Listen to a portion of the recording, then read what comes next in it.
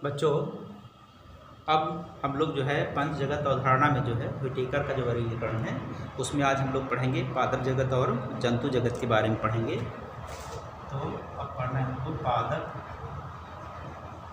जगत, ठीक है। पादप जगत प्लांटी किंगडम इसे बोलेंगे। तो जिन्हें जो है पादप जगत में बांटा गया, ठीक है, उनकी विशेषताएं क्या होती हैं, इनकी विशेषताएं क्या क्या हैं, अब इसको हम लोग जानते हैं। तो सबसे पहली बात क्या है, इसमें जो है पादप जगत के अंतर्गत वे सभी जीव होते हैं जो यूकैरियोटिक होते हैं। क्या होते हैं? यूकैरियोटिक। इनकी विशेषता क्या है, ये कैसे होते हैं? यूकैरियोटिक, यूकैरियोटिक होते हैं, ठीक है, पहली बात ये। तो ये यूकैरियोटिक होते हैं। और क्या होता है, इनमें क्लोरोफिल होता है। और क्या विशेषता होती है इसमें? क्लोरोफिल पाया जाता है। तो ये यूकैरियोटिक होंगे, इसमें क्लोरोफिल पाया जाएगा, ठीक है। तो अगर ये सारी विशेषता है तो इसके हम लोग क्या बोलेंगे? पादप। क्या बोलेंगे? पादप। पादप क्या होते हैं? यूकैरियोटिक होते हैं, क्लोरोफिल इसमें पाया जाता है, ठीक है। और पादप की क्या विशेषता होती है? इसमें कोशिका भित्ति होती है। क्या होती है? कोशिका भित्ति पाई जाती है, ठीक है। तो पादप क्या होते हैं? ये यूकैरियोटिक होते हैं, इसमें क्लोरोफिल पाया जाता है और इसमें क्या पाई जाती है? कोशिका भित्ति भी पाई जाती है। ये भी इसकी विशेषता है कि कोशिका भित्ति पाई जाती है। तो ये सभी सजीव किसमें रखे जाते हैं? पादपों में पाए जाते हैं, ठीक है। अब पादप क्या होते हैं? क्योंकि इसमें क्लोरोफिल पाया जा रहा है, ठीक है, क्लोरोफिल पाया जा रहा है, तो इसके नाते ये सूर्य के प्रकाश की उपस्थिति में प्रकाश संश्लेषण करते हैं और अपना भोजन स्वयं बनाते हैं। तो अगर पोषण की बात की जाए, ठीक है, पोषण की बात की जाए तो पादप कैसे होते हैं? स्वापोषी। कैसे होते हैं? स्वापोषी होते हैं। अर्थात पादप अपना भोजन क्या करते हैं? स्वयं बना लेते हैं। ये भोजन के लिए किसी के ऊपर डिपेंड नहीं करते, ठीक है। इसी नाते कहेंगे कि पादप क्या होते हैं? स्वापोषी होते हैं, ठीक है। अब इस पादप जगत में, अगर पादप जगत में हम इसका वर्गीकरण करेंगे तो इसमें जो पादप होंगे, छोटे से पौधों से लेकर के बड़े पौधों तक इसमें पाए जाते हैं। तो इस पादप जगत में क्या आएंगे? शैवाल आएंगे, ठीक है, शैवाल होंगे और टेरिडोफाइट होंगे, शैवाल होंगे, ब्रायोफाइट, टेरिडोफाइट, ब्रायोफाइट होंगे, ठीक है, टेरिडोफाइट,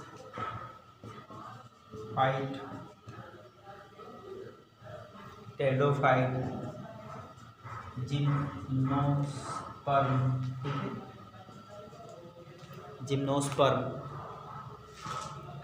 जिम्नोस्पर्म और एंजियोस्पर्म,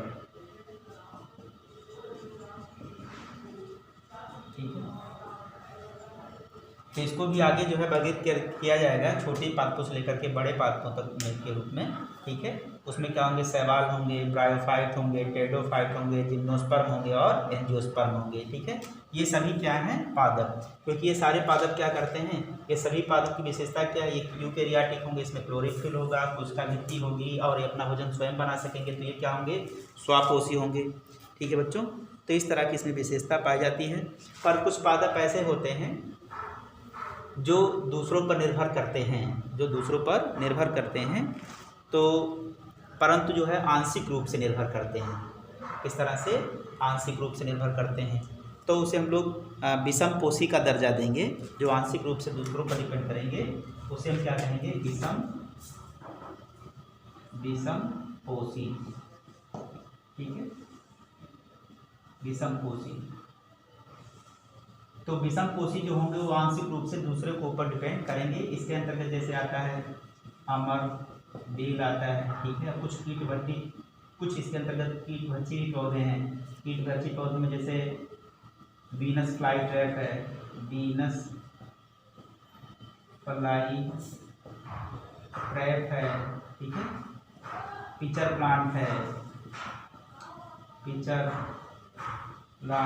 ठीक है, यूट्यूबलेरिया है।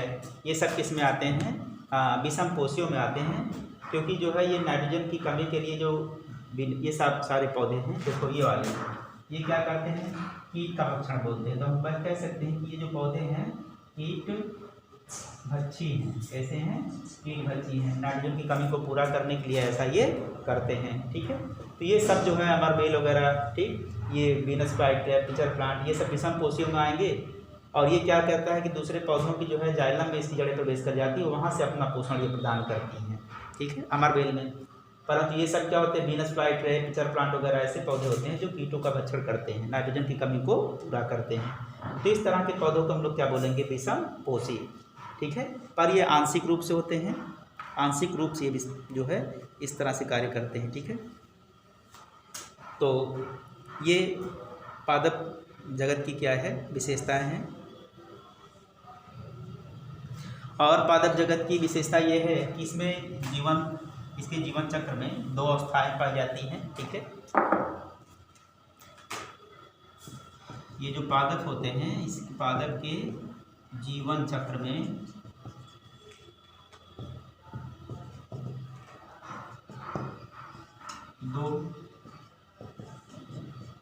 2 अवस्थाएं होती हैं। ठीक है, 2 अवस्थाएं होती हैं इसके जीवन चक्र में।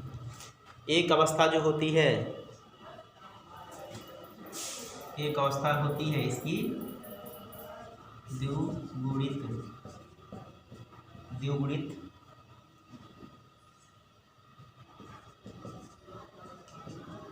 बीजाणुभिद की, ये द्विगुणित होते हैं, द्विगुणित बीजाणुभिद होता है। और एक अगुणित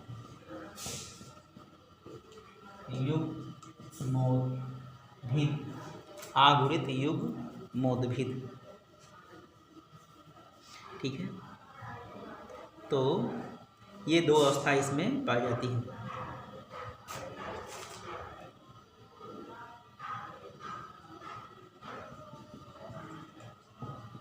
तो क्या होती है, एक द्विगुणित बीजाणुभिद अवस्था होती है, बीजाणु का निर्माण होता है, उसमें द्विगुणित रहता है। और एक आगुणित होती है युग्मोद्भिद। ठीक है, आगुणित इसका मतलब केंद्रक होता है n, इसका केंद्रक क्या होगा n, गुणसूत्र की संख्या n, और इसमें क्या होगी 2n के रूप में होती है। ठीक है, तो एक क्या होते हैं, द्विगुणित अवस्था होती है जीवन चक्र में, और एक क्या होती है, आगुणित अवस्था होती है। ठीक है, युग्मकों का निर्माण जो होता है तो वो क्या होते हैं, आगुणित अवस्था में रहते हैं। ठीक है, तो ये अवस्था पादप में पाई जाती है। ठीक है, ये पादप की क्या होती है, विशेषता होती है पादप जगत की। अब इसके बाद हम बात करते हैं जंतु जगत की।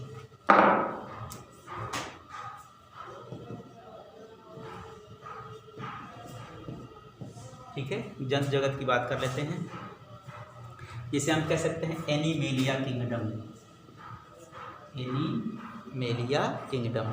ठीक है, एनिमेलिया किंगडम।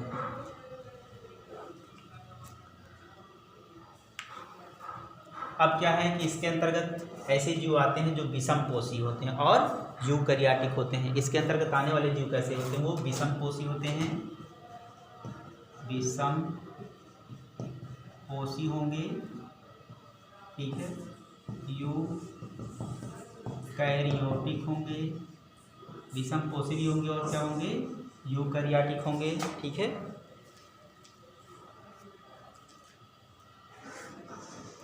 अब ये एक कोष जो है, ये जंतु जगत की बात की जाएगी, तो हमने बोला कि विषम पोषी होंगे, यूकैरियोटिक भी होंगे। ठीक है, और बहुकोषीय हैं। ठीक,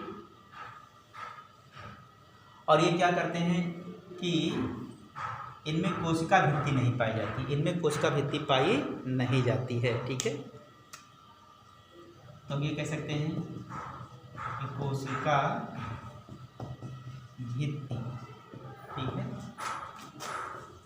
नहीं पाई जाती है। विषम पोषी का मतलब होगा कि ये प्रत्यक्ष रूप से चाहे अप्रत्यक्ष रूप से दूसरों पर निर्भर करते हैं। ठीक है, जंतु जगत के जो प्राणी होंगे वो अप्रत्यक्ष रूप से या अप्रत्यक्ष रूप से दूसरों के ऊपर ही अपना जीवन निर्वाह करेंगे। ठीक है, और इन सब में क्या होगा कि कोशिका भित्ति पाई नहीं जाएगी। ये सब क्या है, इनकी विशेषताएं हैं। ठीक है, और इसमें जनन जो होता है लैंगिक जनन होता है, ठीक है। इसमें नर युग्मक और मादा युग्मक, ठीक है, इनके युग्मकों का क्या होता है, संलयन होता है, जिससे जो है भ्रूण का विकास होता है,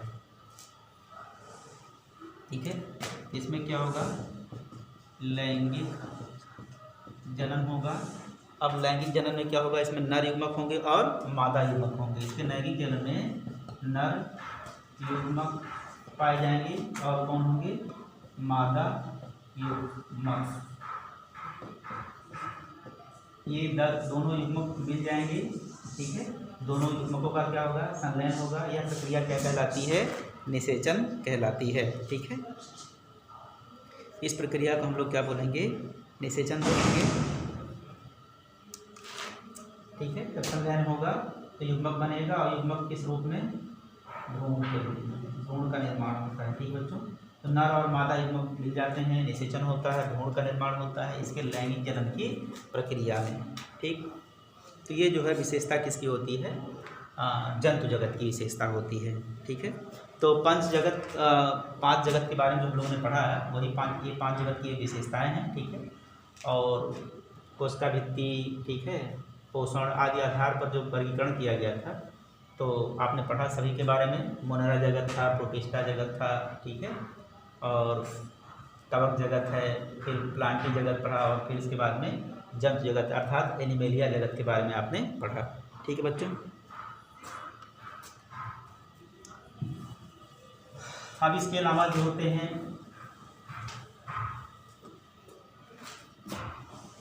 प्रकृति में विषाणु पाए जाते हैं, हम अध्ययन करेंगे अब विषाणुओं का। विषाणु, ठीक है, जैसा कि इसके नाम से ही स्पष्ट है, विष के अणु, ठीक है। अगर इसका हम लोग विच्छेद करें तो विष के अणु, इन्हें हम लोग क्या बोलते हैं, विषाणु बोलते हैं, ठीक है। अब ये क्या है, इनके पंचजगत अवधारणा में ये नहीं आते हैं। अब ये इसके बारे में समझ लेते हैं कि विषाणु क्या होते हैं। तो सबसे पहले जो है इवानोवास्की ने क्या किया था कि तंबाकू में जो है मोज़ेक वायरस की खोज की थी, ठीक है। इसकी खोज समझ लीजिए कि इवानोवास्की ने की थी, ठीक है। ये क्या होते हैं, कोशिका से भी बहुत सूक्ष्म होते हैं, ये जो होते हैं कोशिकाओं से भी बहुत सूक्ष्म होते हैं, ठीक है बच्चों। अब इनकी क्या क्या विशेषताएं होती हैं इसके बारे में हम लोग समझ लेते हैं। कई बीमारियां ऐसी होती हैं जो वायरस के नाते से ही होती हैं, जैसे कि सर्दी जुकाम वगैरह, इस जो बीमारियां हैं ये वायरस के कारण से होती हैं। अब इसके बारे में समझ लेते हैं कि वायरस जो होते किस प्रकार से हैं, इनकी संरचना किस प्रकार की होती है, ठीक है। तो सबसे पहली बात यह है कि जो वायरस होते हैं, विषाणु को हम लोग वायरस भी कहते हैं, क्या बोलते हैं, वायरस। तो जो वायरस होते हैं वो अकोशिकीय होते हैं, अकोशिकीय होते हैं, पहली बात। अर्थात इसमें कोशिका पाई नहीं जाती। तभी तक जंतु में कोशिका पाई जाती है, पादपों में होती है कोशिका, लेकिन वायरस में कोशिका पाई नहीं जाती है, अकोशिकीय संरचना होती है, ठीक है।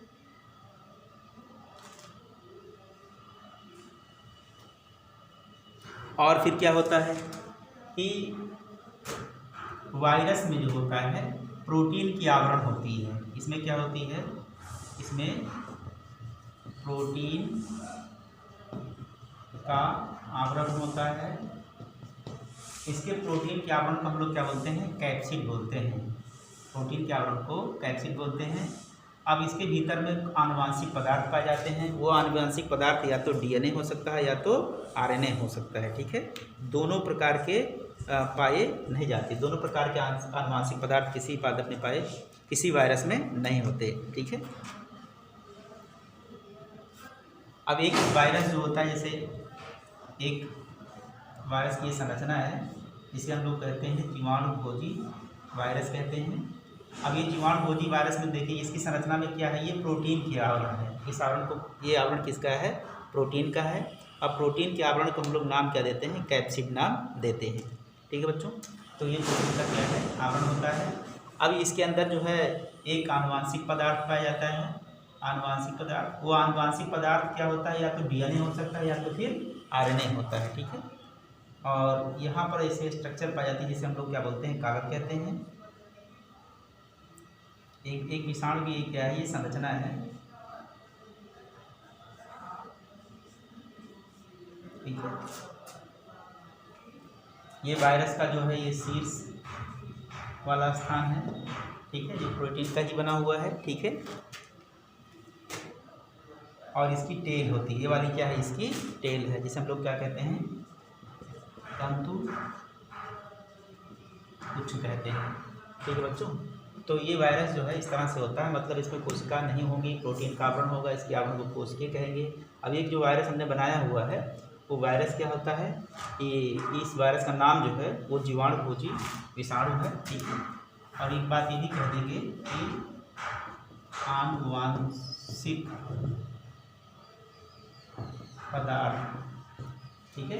आनुवांशिक पदार्थ इसमें क्या होगा, या तो DNA होगा या फिर क्या होगा RNA होगा, अर्थात दोनों प्रकार का आनुवांशिक पदार्थ में पाया नहीं जाता है, ठीक है बच्चों, किसी एक प्रकार का ही होता है।